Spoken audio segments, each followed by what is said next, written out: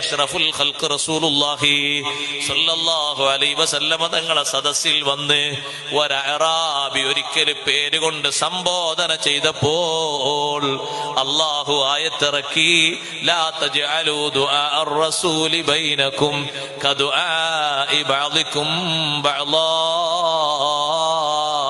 നിങ്ങൾ അന്യോന്യം പേരെടുത്ത് വിളിക്കും പോലെ അള്ളാഹുവിന്റെ റസൂലിനെ പേരുകൊണ്ട് വിളിക്കല്ല. പകരം നിങ്ങൾ വിളിക്കേണ്ടത് എങ്ങനെയാണ്?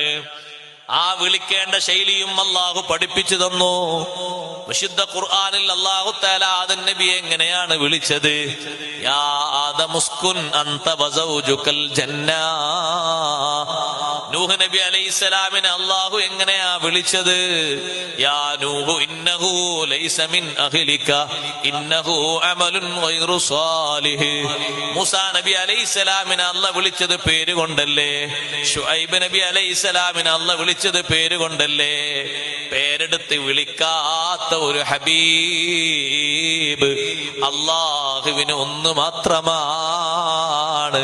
തിരുനബി അള്ളാഹു സംബോധന ചെയ്തത് യാ അയ്യുഹർ റസൂൽ, യാ അയ്യുഹൻ നബിയോ, യാ അയ്യുഹൽ മുസമ്മിലു, യാ അയ്യുഹൽ മുദ്ദസിറു.